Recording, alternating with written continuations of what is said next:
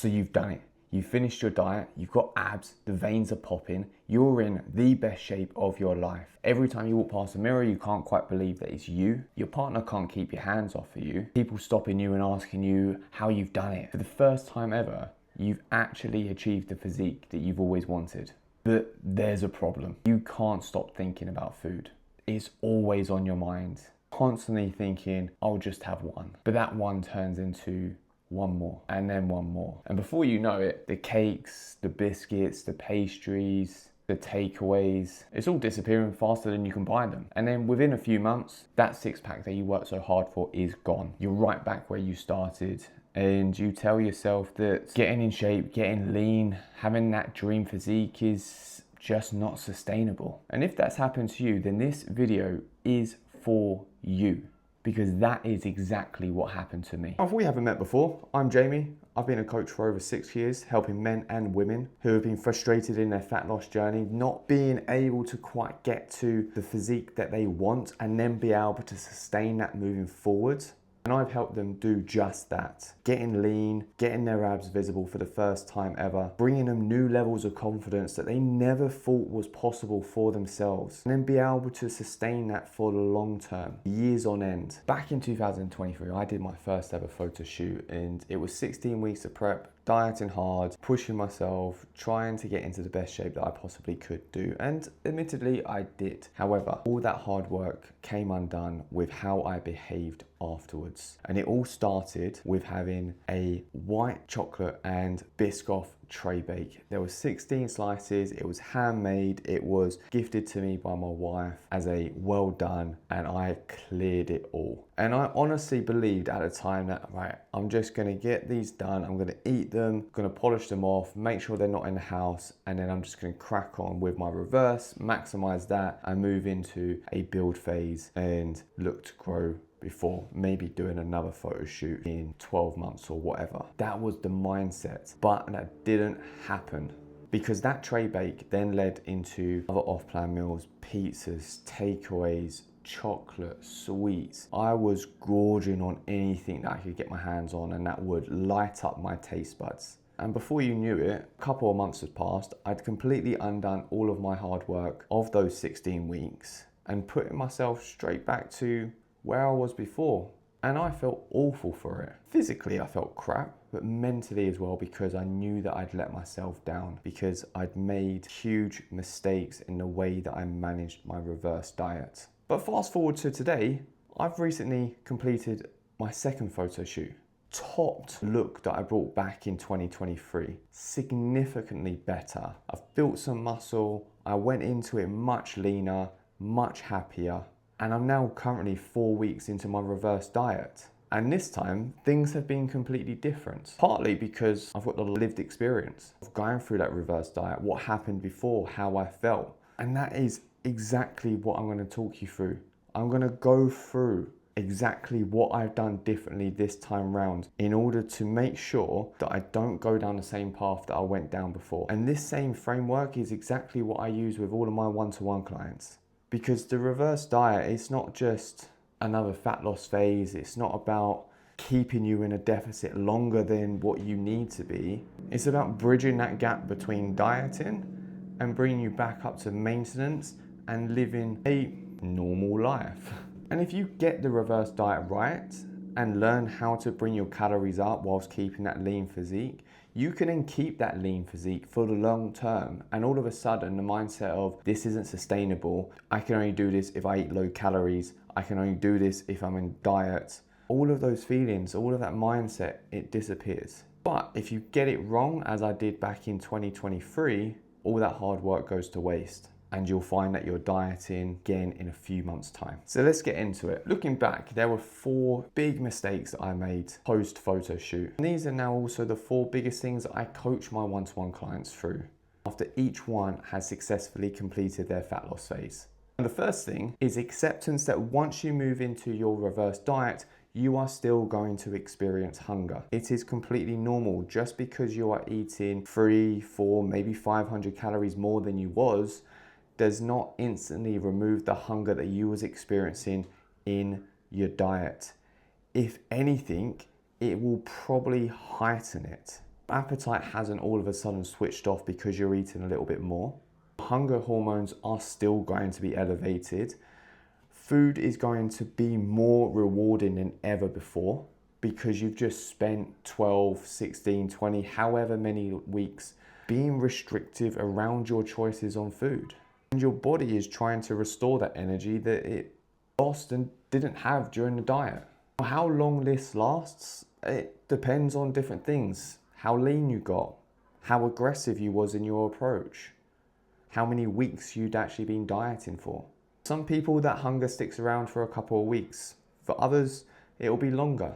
One of the biggest shifts that you can make going into your reverse diet is accepting that you are going to be hungry and that this is supposed to happen.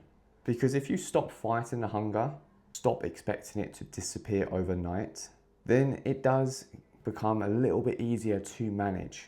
Nothing is wrong. Higher levels of hunger and cravings after a diet are completely normal. The second thing is, don't treat the end of a diet like a free-for-all. That's exactly what I did. I went so far off with my diet.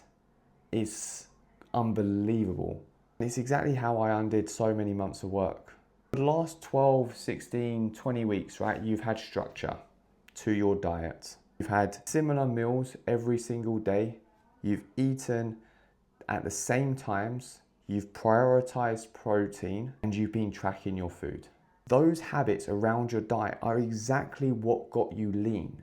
But as soon as the diet finishes, all of a sudden, that high protein breakfast that you was having every single day becomes pastries. It becomes a greasy fry up. Lunch ends up being whatever is easiest. Takeaways become a lot more frequent for dinners. Desserts become a daily thing. It's not a yogurt bowl that you're having. It's cookies, it's cakes, it's share bags of Maltesers. Because your mindset is that you've earned it. You worked hard to get lean, to get into this shape, and now you deserve to reward yourself. Look, you have earned that right. So go for the meal, have the dessert. Celebrate that hard work coming to an end. But don't let one celebration become your norm. Don't let one celebration become your new normal.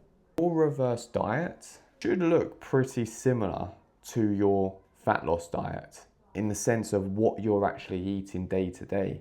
You should keep the same structure. You should eat the same easy, repeatable meals. You should continue to prioritize protein. You should continue to have the same or very similar meal timings. And you should absolutely continue to track your food.